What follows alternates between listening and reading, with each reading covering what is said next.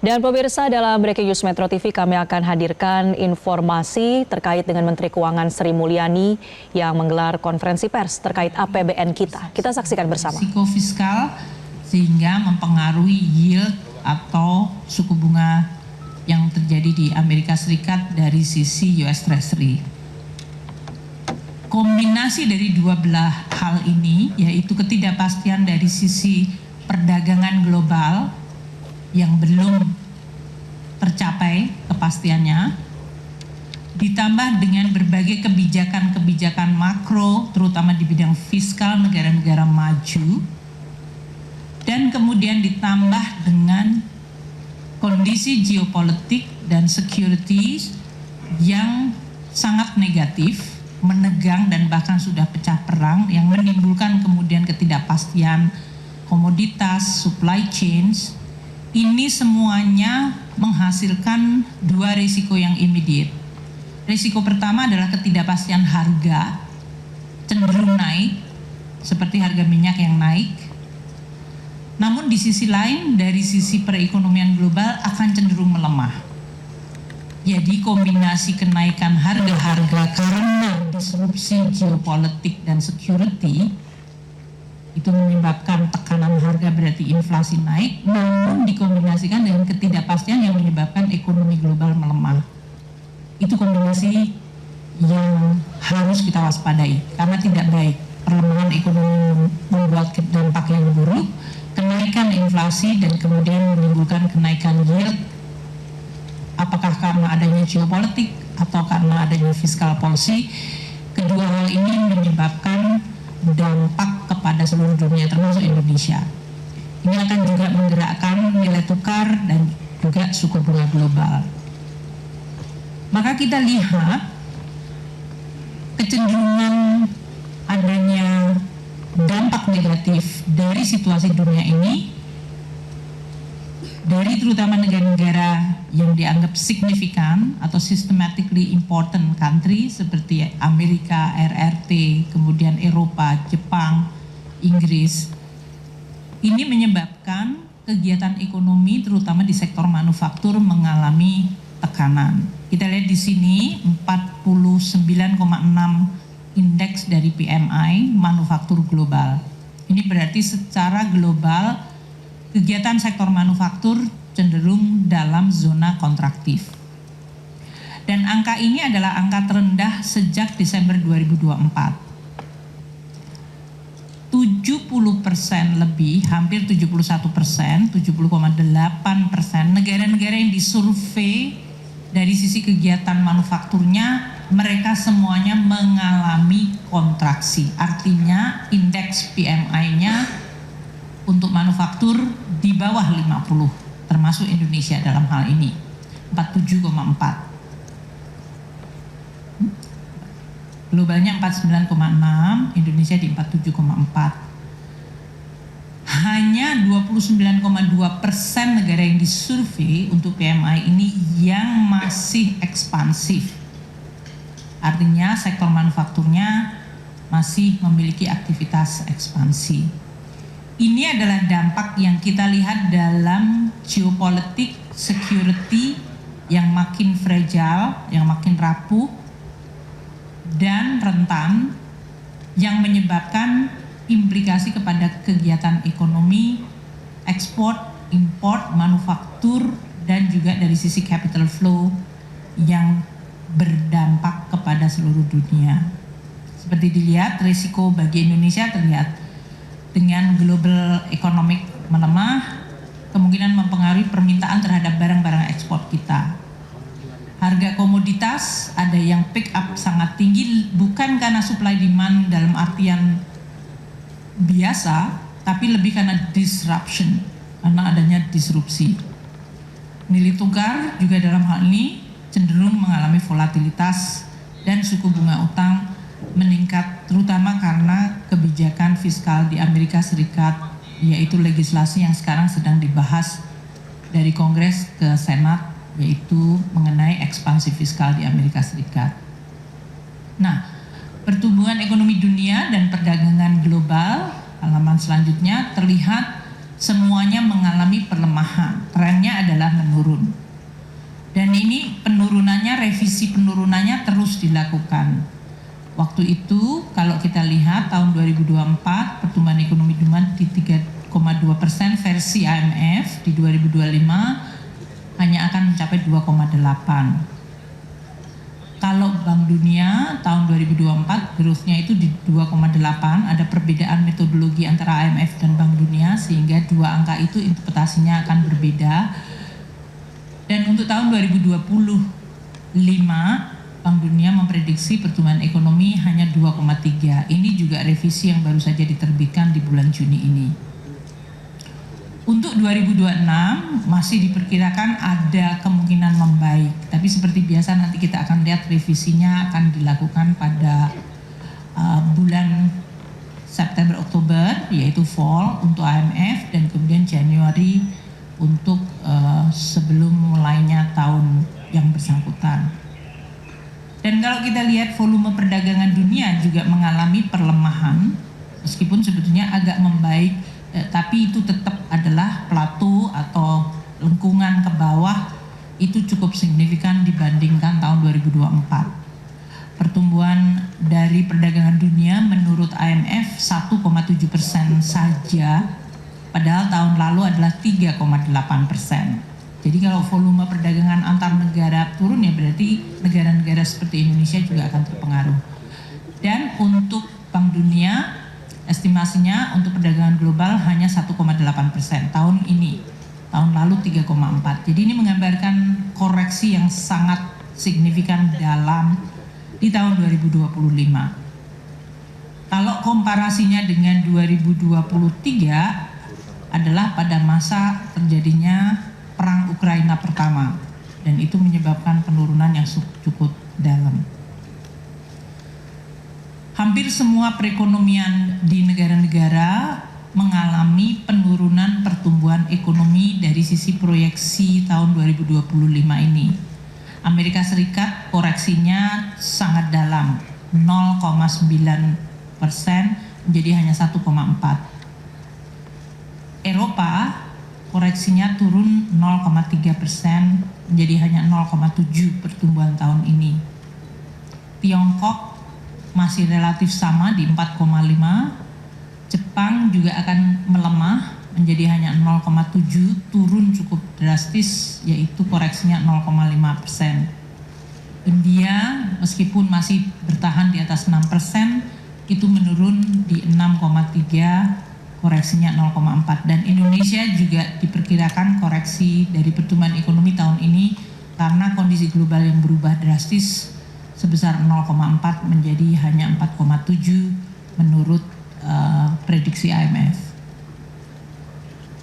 Sementara pertumbuhan ekonomi cenderung melemah, kita lihat volatilitas di sektor keuangan juga meningkat dan ini menimbulkan dampak negatif. Kita lihat suku bunga akan tertahan di tinggi, padahal tadinya kita perkirakan 2025 harusnya sudah mulai mengalami penurunan sesudah inflasi melonjak sangat tinggi tahun 2023 dan 2024. Harusnya 2025 ini bank-bank sentral di negara-negara maju, terutama di Amerika, di Inggris, dan di Eropa, sudah mulai bisa menurunkan suku bunga. Namun kita lihat kecenderungan penurunan suku bunga ini tertahan karena tadi dengan adanya masalah perang dagang tarif yang akan menimbulkan disrupsi dari sisi supply barang-barang, ditambah sekarang dengan adanya perang beneran secara militer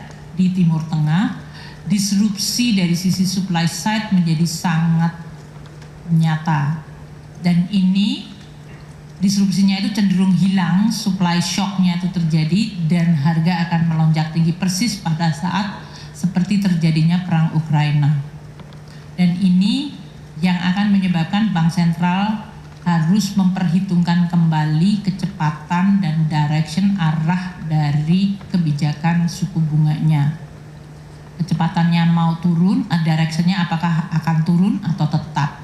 Dan kalaupun mau turun seberapa cepat atau harus menunggu lagi dengan situasi yang tadi diperkirakan growth melemah, Harusnya suku bunga turun, tapi inflasi naik karena adanya harga komoditas yang melonjak akibat perang. Dilema inilah yang kemudian akan dihadapi oleh banyak bank sentral di dunia. Di sisi lain, dengan kebijakan fiskal Amerika Serikat yang sangat ekspansif melalui proposal kebijakan fiskalnya Presiden Trump, menyebabkan dampak di pasar obligasi Amerika Serikat yang menjadi tidak pasti. Ini menimbulkan banyak sekali kemudian berbagai langkah spekulasi mengenai bagaimana arah ke depan dari US Treasury dan bond market atau pasar obligasi di Amerika Serikat. Yield US Treasury 10 tahun dan 2 tahun meningkat sesudah Presiden Trump mengumumkan tarif policy atau yang disebut Liberation Day, kemudian agak sedikit menurun koreksi pada saat adanya upaya untuk bernegosiasi dan duduk bersama dengan RRT, dan sekarang melonjak lagi karena negosiasinya belum conclude dan pada saat yang sama muncul perang baru. Dolar indeks juga dalam hal ini mengalami gejolak, cenderung menurun, makanya juga US terhadap rupiah kita cenderung menguat kemarin. Namun ketidakpastian secara global dari sisi perang telah menyebabkan muncul lagi kecenderungan kenaikan. Jadi volatilitas dolar ini masih akan kita lihat, dan kita lihat volatilitas indeks atau VIX ya di pasar saham juga mengalami peningkatan, bahkan sempat melonjak tinggi. Kalau kita lihat di April 2025 itu melonjak, spike-nya tinggi banget, hampir mirip pada saat terjadinya COVID. Meskipun sekarang sudah mulai mereda, tapi potensi dari volatilitas itu masih terasa. Nah, di pasar komoditas kita lihat, meskipun secara kecenderungan kita lihat harga minyak ya, Brent di sebelah kiri itu yang kalau kita lihat Brent yang merah cenderung menurun. Kalau kita lihat year to date negatif, year on year-nya minus 15% dibanding tahun lalu, harga minyak itu lebih lemah. Namun dari beberapa hari semenjak terjadinya perang Iran dan Israel, terjadi spike tadi yang kita lihat, yang merah itu menanjak tinggi banget. Demikian juga dengan batu bara, yang kalau kita lihat dari Januari sampai dengan akhir Mei harganya itu menurun 16%. Kalau dibandingkan tahun lalu harga batu bara itu turunnya bahkan 21%. Namun kita lihat beberapa bulan Mei, Juni ini kenaikan harga batu bara bahkan sudah menembus di atas 100 lagi, yaitu 105,3. Jadi ada kecenderungan besar, tapi kemudian ada spike kira-kira terjadi di bulan Juni. Nanti kita lihat pada saat APBN kita di bulan Juli, kami akan menyampaikan kepada teman-teman perkembangan. Minyak dan batu bara memberikan sumbangan cukup signifikan. Kalau minyak itu sekitar 8-9% terhadap total penerimaan kita. Batu bara dalam hal ini tergantung pada saat harga batu bara tahun 2022 yang sempat menyentuh $300. Itu sumbangan batu bara terhadap penerimaan negara dari sisi pajak saja itu sekitar 5%. Sekarang turun drastis menjadi hanya sekitar 1%. Jadi naik turunnya harga komoditas dua yang sebelah kiri memberikan dampak hampir sekitar 10 hingga 13% dari penerimaan negara. Ini yang harus kita jaga. Komoditas lain seperti CPO juga ada kecenderungan, kalau kita lihat year to date Januari sampai dengan Mei itu mengalami koreksi turun 18%. Namun kalau dibandingkan tahun lalu CPO kita itu sudah agak membaik, yaitu naik 18%. Itu ya, jadi kita lihat penurunan terutama dari Januari ke Mei. Tapi kalau kita lihat antara Mei tahun ini dengan Mei tahun lalu ada kenaikan. Tahun lalu memang berat sekali penurunan dari CPO ini harganya. Beras harganya year on year-nya naik 3%, year to date Januari sampai dengan Mei mengalami koreksi 1,8. Dua komoditas lain yang penting bagi Indonesia adalah nikel dan tembaga. Kita lihat harga nikel dalam hal ini itu secara month-to-month saja drop 4%, year on year dropnya 12%. Hanya year to date dropnya lebih sedikit yaitu 1,3. Ini menggambarkan salah satu komoditas kontributor ekspor kita di nikel itu juga akan mengalami penurunan dari sisi kontribusi perpajakannya. Sementara untuk tembaga agak sedikit lebih baik, ini terutama karena komoditas ini dipakai oleh di dalam teknologi digital nanti untuk AI dan lain-lain. Makanya tembaga masih relatif survive. Year to date-nya sudah terjadi kenaikan 10% dan year on year-nya dibanding tahun lalu 3%. Komoditas yang saya sampaikan di sini dia dipengaruhi tidak hanya supply demand dari sisi ekonomi, seperti pertumbuhan ekonomi yang melemah akan menyebabkan komoditas harganya melemah, namun juga sangat rentan terhadap pergolakan politik dan keamanan seperti yang terjadi di Timur Tengah maupun di belahan negara lain. Inilah yang harus kita waspadai karena penerimaan negara kita juga nanti akan dipengaruhi oleh hal-hal yang tidak sepenuhnya dalam kontrol kita seperti geopolitik maupun perekonomian dunia. Nah, kita lihat dengan situasi global yang seperti ini, kita lihat di dalam negeri kita. Kondisi dari sisi konsumen, indeks kepercayaan konsumen kita masih relatif di zona optimis 117. Meskipun kalau kita bandingkan kondisi di akhir tahun 2024 yang cukup tinggi, ini terjadi koreksi, tapi ini masih zona optimis berdasarkan indeks yang diterbitkan oleh Bank Indonesia. Dari sisi penjualan mobil dan motor, kita lihat untuk penjualan motor mengalami kontraksi 0,1 dan penjualan mobil juga mengalami kontraksi yang cukup dalam pada bulan Mei ini yaitu 15,1%. Meskipun demikian, untuk penjualan sektor retail mengalami perbaikan, ada ekspansi yaitu 2,6% year on year. Kalau kita lihat dari sisi kegiatan ekonomi yang membutuhkan listrik, dalam hal ini kalau ada kegiatan ekonomi berarti kantor dibuka atau mall dibuka atau pabrik dibuka, mereka mengkonsumsi listrik dan kita lihat konsumsi listrik untuk bisnis masih tumbuh 4,5%. Berarti kegiatan ekonomi masih bertahan dengan indikator seperti konsumsi listrik. Kalau untuk industri yang terutama manufaktur juga pertumbuhan dari konsumsi listriknya 6,7%. Investasi bangunan mengalami lonjakan di bulan April mendekati 30%. Mungkin berbagai proyek udah mulai jalan lagi. Dan di sektor manufaktur tadi saya sampaikan Indonesia ada di dalam zona kontraktif yaitu 47,4. Ini menggambarkan bahwa perekonomian Indonesia di satu sisi kita harus menjaga bahwa dampak yang bertubi-tubi dari global telah mempengaruhi di dalam negeri dan mulai terlihat dari konsumsi, dari berbagai kegiatan yang kita lihat seperti pembelian mobil dan motor.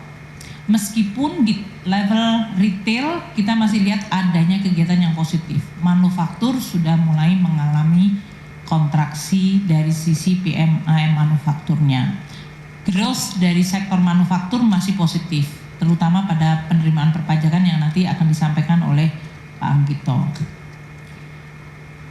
Dari sisi stabilitas ekonomi, inflasi kita masih terjaga di 1,6 year on year. Kalau dilihat month to month, slide selanjutnya 0,37 dan year to date-nya 1,19. Slide please. Terima kasih.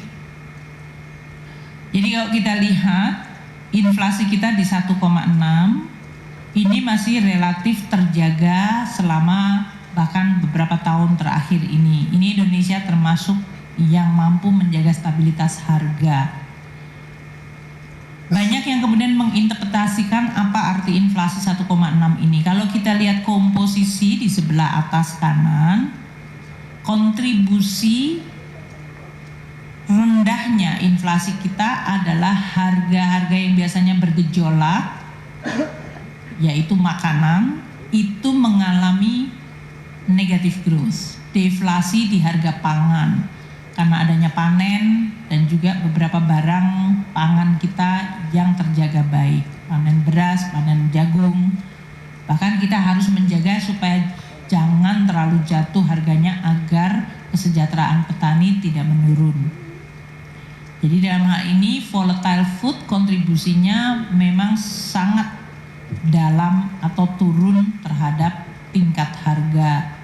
Dan oleh karena itu kita nanti Pak Sua akan menyampaikan bagaimana kita memberikan support, memberikan bulog anggaran untuk stabilisasi harga beras atau gabah di Indonesia. Kalau kita lihat komponen administered price, harga yang dijaga atau yang diatur oleh pemerintah masih tumbuh 1,36%.